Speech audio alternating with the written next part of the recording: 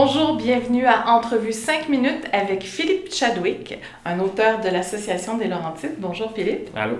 Si vous aimez l'entrevue, s'il vous plaît, aimez-la, commentez, partagez, aidez à faire rayonner les auteurs des Laurentides.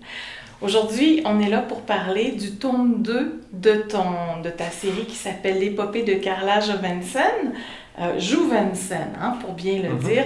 On va parler du tome 2 qui est un peu plus complexe que le tome 1. Dans le tome 2, on a 4 intrigues. Alors, est-ce que tu veux nous expliquer ça un petit peu? Oui.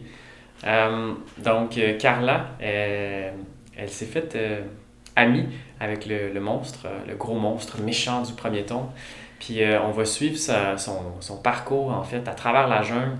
Et elle va se retrouver à découvrir un passage secret derrière une chute qui l'amènera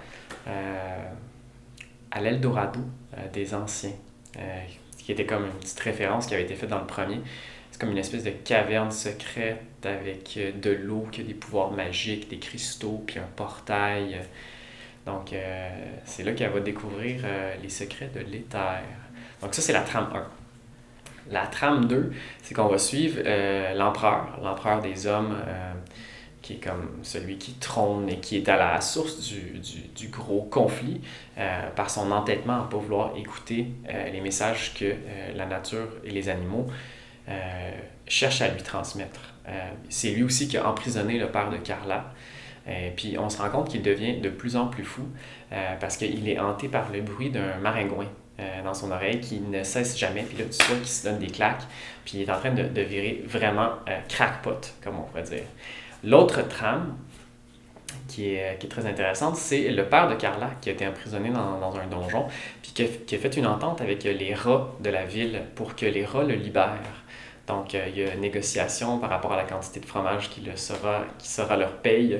Tu as des mouvements syndicaux parmi les rats, des grèves, tout ça. Fait qu'il y a un côté très humoristique, mais en même temps très dramatique parce que le père de Carla, il se fait torturer par les hommes de l'empereur qui essaient de lui soutirer ses secrets ou bref, il finit par s'échapper. Puis c'est là que la révolte animale commence. Ça commence avec les rats.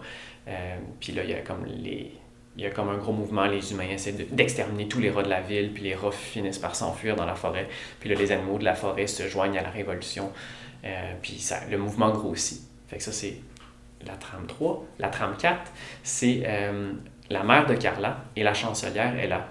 C'est les deux femmes qui se rassemblent puis qui vont partir à la tête d'un mouvement pacifique parmi la population, en fait la population qui souffre de famine, qui est comme la population exploitée par l'Empire.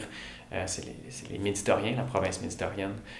Donc, ouais, c'est une histoire un peu plus engagée, sociale, puis avec différentes approches, puis toutes les histoires s'interrelient et se rapprochent. Fait que la révolte des hommes, la révolte pacifique, des femmes, les animaux, puis la guerre qui se dessine aussi à travers ça, qui s'approche de plus en plus.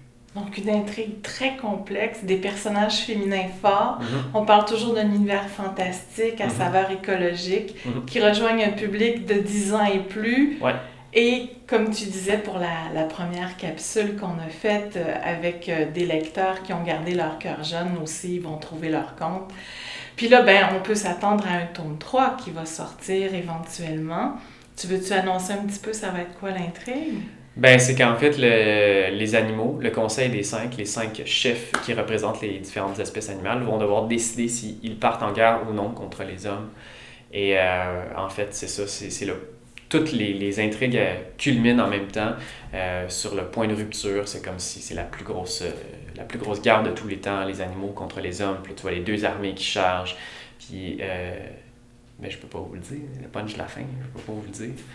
Mais ouais, ça va être assez épique, le troisième tome. Ouais. En 2022, où on parle...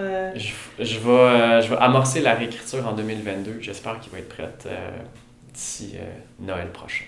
Donc, c'est à surveiller.